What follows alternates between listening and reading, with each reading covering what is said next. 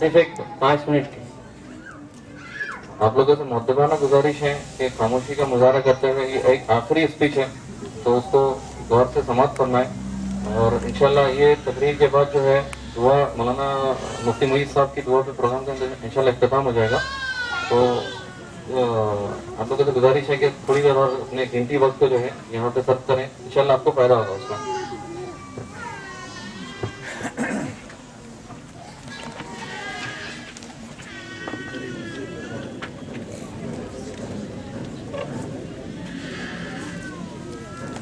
السلام علیکم ورحمۃ اللہ وبرکاتہ.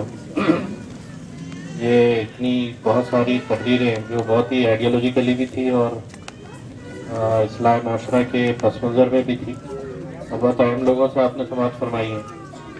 خاص طور سے مولانا مفتی معیذ الدین صاحب کی گفتگو جو اسلامی معاشرت پر تھی، بہت اہم گفتگو تھی، جس سے کوشش کرنے والوں کے لیے بہت کچھ سوچنے کا سامان ہے. اس میں عویز بھائی کی گفتگو میں بھی ایک مستقبل کے ویژن کی بات تھی کہ ہمیں آگے کیا کیا سوچ کے کام کرنا چاہیے، اور ہماری دونوں بہنوں کی گفتگو آپ نے بہت ہی دل جمعی سے سماعت فرمایا ہے. بہت آئیڈیالوجیکلی اور اصلاحی اعتبار سے بہت اہم گفتگو تھی.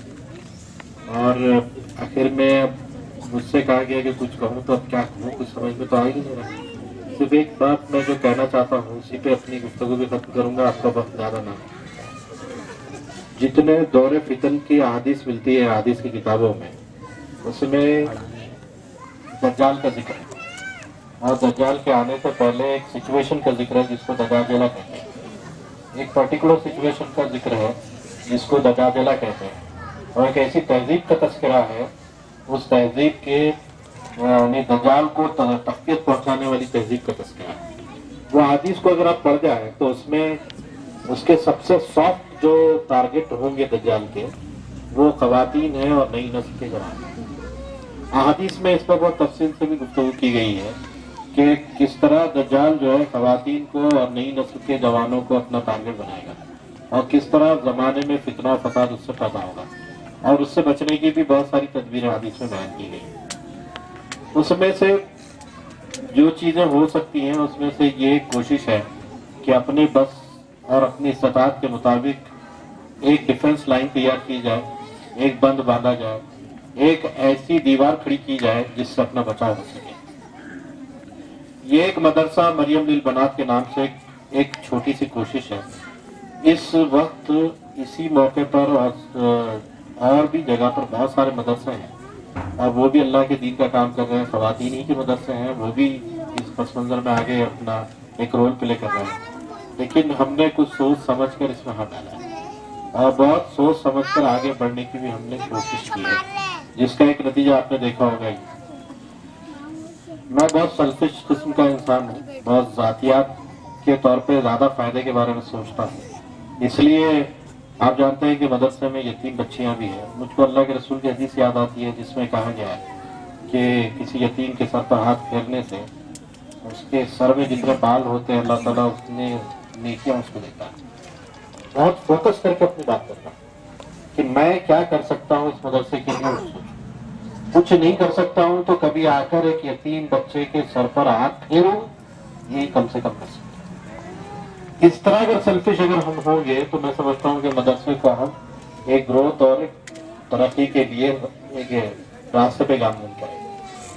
اب اگر اس سے آگے بڑھ کے میں کچھ سوچتا ہوں تو پھر وہ بچیاں کیا کھا رہی ہیں، کیا پی رہی ہیں، کیا پڑھ رہی ہیں، کیسے پڑھایا جا رہا ہے، اس سے آگے بڑھ کے سوچ دیتا ہوں کہ کیسے رہتی ہے، اس کے در و دیوار جو اس کے مدرسے کے ہیں اس کو کیا ضرورت ہے، وہ جو کھا رہی ہے وہ کس کوالٹی کا ہے، اس میں کوالٹی امپروو ہونا چاہیے نہیں ہونا چاہیے، اس کی صحت کا کیا معاملہ ہے، میڈیکلی میں کیا کر سکتا ہوں. میرے سوچنے کے بہت سارے دائرے مرحلے ہیں. میں اپنے آپ کو کہاں فٹ کرتا ہوں، اپنے آپ کو تیار کر کے اس میں لگا. ایک چھوٹا موقع میں جو کر سکتا ہوں وہ میں کروں. اب تو جہاں تک اصلاح معاشرے کے سلسلے میں اور ایک آئیڈیالوجیکل گفتگو کے سلسلے میں آپ نے بہت ایک بہترین گفتگو یہاں پر سنی ہے، اس سے ایک آئندہ ہمیں کچھ کرنے کا حوصلہ بھی ملتا ہے. لیکن میرا فوکس یہ ہے کہ پریکٹیکلی میں کیا کر سکتا ہوں. یہاں پر جو لوگ موجود ہیں ان سے ادباً گزارش ہے کہ مدرسے کو دیکھیں تو صحیح.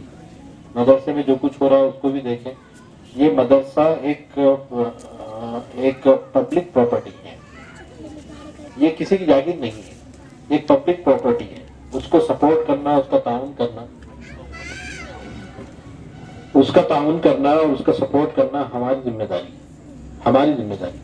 और अगर हम उसको ताउन करते हैं, उसको लिए कुछ कोशिश करते हैं, तो ये ग्रोथ होगा इसके नतीजे। और हम ऐसे कई, क्योंकि ये मरियम ले बनात एक इवेंट नहीं है, एक प्रोसेस का नाम, इसको हम और आगे ले जा सकते हैं, एक जरिया है, इससे आगे बढ़ा जा सकता है। आज हमने यतीम बच्चियों के बारे में सोचा है, बेवारों के बारे में सोचा जा सकता है, इनके बारे में भी प्लानिंग की जा सकती है।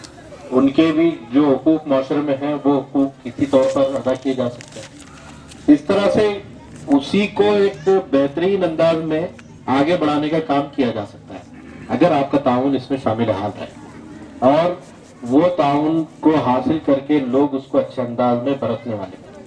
मैनेजमेंट मुबारकबाद के काबिल है कि उसने कम वक्त में एक इम्प्रूवमेंट और एक तरक्की की सतह पर उसको लाकर ये इस मकाम पर मदरसे को पहुंचाया है कि हम छोटी छोटी बच्चियों से वो अल्फाज सुन रहे हैं जो हमारी अपनी तरबियत और इस्लाह के लिए जरूरी है। ये बच्चियां बहरहाल याद की हुई थी, लेकिन कभी कभी वो हमको याद भी दिला रही थी कि हम कुछ भूल गए हैं, कुछ और वो बातें बहुत नाजुक जो हम भूल गए हैं वो भी हमें याद दिला रही थी। और आपने देखा कि वो बातें जो याद आ रही थी उससे खुद अपनी इस्लाह का एक सामान होता है। तो अगर ये बच्चियां अगर हमारी इस्लाह का सामान बनती हैं, ये बच्चियां अपने माँ बाप की मग़फ़िरत का सामान बनती हैं, ये बच्चियां